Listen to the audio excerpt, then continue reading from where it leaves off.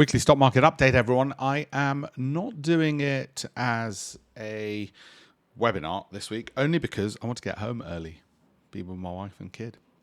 So sue me. Okay, so what do we have here? Well, as you can see, the usual update. And where are we? Given that the Dow has just hit all-time highs. Well, you're paying $33 for every future dollar of expected profit in Microsoft. So how come these in red, the expensive ones, are the ones which are moving the most up? And this is where people get confused. In actual fact, whilst you're paying less for a share of ExxonMobil or Chevron for every dollar of profit, it's their growth that also matters in these companies. And Amazon is expected to grow more than the oil chunking ExxonMobil. Get it? It's not just about value. So when people say, oh, the market looks a bit expensive, it's like crossing the road, but I'll only look in one side, one direction. It'd be stupid. No wonder they get hit. Or saying, I'll wait for the train to come, but look in the opposite direction to which the trains arrive in. Now, what have you got? Well, these are the earnings to keep an eye out for. This is before market opens. You've already just had Elevance. And you got, what are the other important ones? Well, Netflix, which could be market moving. Abbott Labs to some extent. Intuitive, maybe not so much.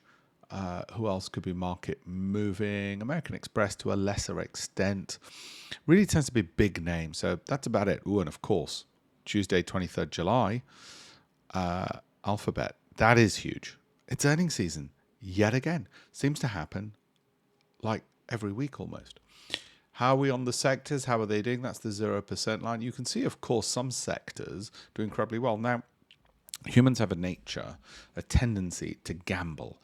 So what they want to do is they want to then gamble on the winning sector. Don't do that. If you want to gamble, go to Vegas. Okay, so I don't care about sectors. I care about good quality companies. And you might as well, it's easy to gamble on the right company if the sector's rising. Yeah, and what when the gamble doesn't pay off in the sector, suddenly the tide goes out. Then you see that you've been swimming with no shorts on, as Warren Buffett says. So sectors, less relevant, though they will protect you somewhat if the gamble pays off. What always pays off is good quality companies, all right? You might say, well, what about a good quality company in a bad sector? Yeah, well, it might take longer to come about. Now, if you get a good quality company in a good quality sector that's going up, fine, great, if you can get them. But it has to be a good quality company first and then the sector second. Got it? And as you know, we look at value, growth, income, Croki, Momentum, Sortino, Alpha. These all have to be ticked, because if you ignore any of these factors, then it's like crossing the road by looking in one direction only or with your eyes closed. That's the difference between gambling and speculating and investing. Investing is doing due diligence, doing your own research, as it were. So 10,000 stocks, value, growth, income, cash flow, Sortino, Alpha, all of those have to be considered. In the past week, you can see, well, should we be worried about that? Well, was that a mama bear, a baby bear, or a daddy bear? Well, I can tell it wasn't a daddy bear. So mamas and babies can be ignored. All right, and look at this. Virtually everything went up other than some of the tech. And people love this term. It's a rotation. Well, seriously, you're going to make a conclusion based upon 1 week's worth of data? Again, the desire to gamble means trying to be first and saying, oh, I'll use the least amount of data or no data at all in order to make a decision. That's gambling in life as it is in investing. So maybe a week is too short to say, oh my God, there's a rotation out of tech into absolutely everything else. Of course, we'll keep an eye out on everything else. We won't ignore that either, because we want the most information possible. Look at how artificial intelligence works. Most information possible. So this is what I was looking at without showing you. Those are those. Everything else pretty much green. Okay, past year, of course, virtually, look at these great returns. Wouldn't that be great in a pension? 30%, 177, 23, 47, 58, 43. So there's a few things which aren't doing too well.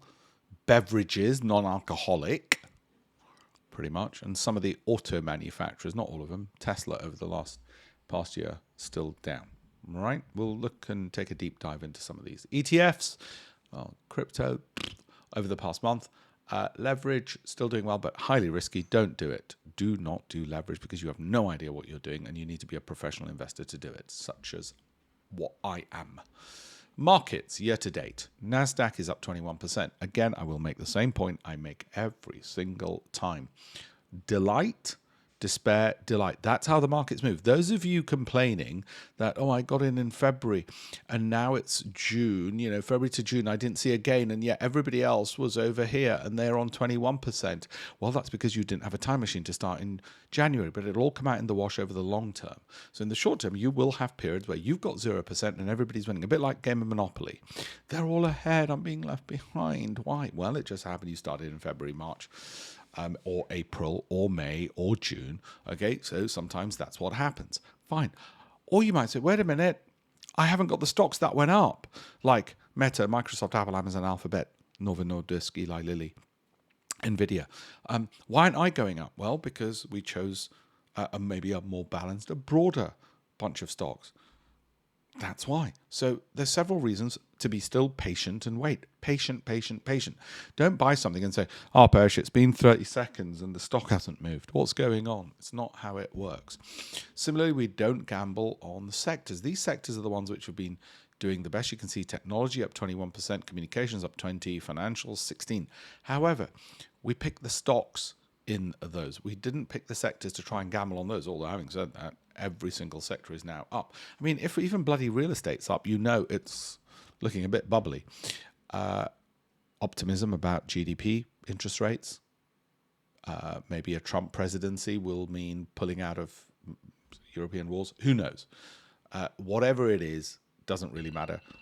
What matters instead of that is that we looked for those quality companies. And similarly, the factors which are the most important this year to get the returns: momentum, value, and growth. Well, guess what Alpesh always bangs on about? I want stocks which give me growth, value, and momentum. I want that subset in there. And again, the gamblers say, oh, I'll pick a growth stock, I'll pick a value stock, I'll pick a momentum stock. That's gambling.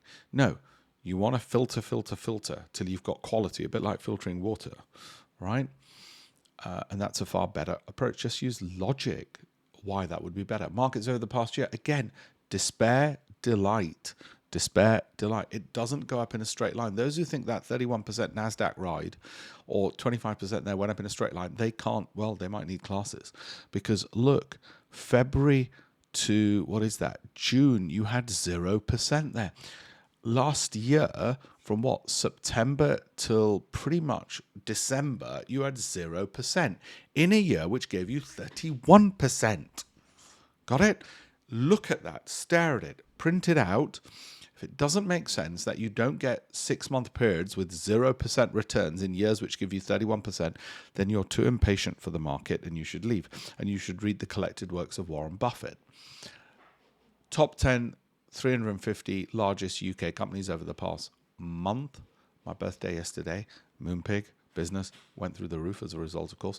S&P, as I have said, rising that. Now, what you've got to do, two things you've always got to do. If it's a rising MACD, then any price falls can be ignored because they're baby bears like this one. If it is a falling MACD, then it's a mama bear, and you, if you are risk averse, will take some money off the table. If you're risk loving, you can ignore. And if it's a daddy bear like that momentum, then you'd get it out, right? So you've only got two jobs. You look at that trend and say, over the next 12 months, will it give me the rate of return I want? That's your reward. And your risk is, in an upward trend previously, what was the deepest drawdown danger? Drawdown danger and duration, okay? And that's your risk. So is the reward worth the risk? If not for you, and you'll have numbers. Your numbers might be 40% reward in 12 months and draw down 20% and 6 months maximum, right? There's your numbers, 40, 20, 6. If they don't hit, then you shouldn't be in that security. That's not the only thing you look for. Obviously, we've got to look at value, growth, income, Sortino, alpha, but that's a very important lesson. We are going to continue with the NASDAQ in the second half of the market update.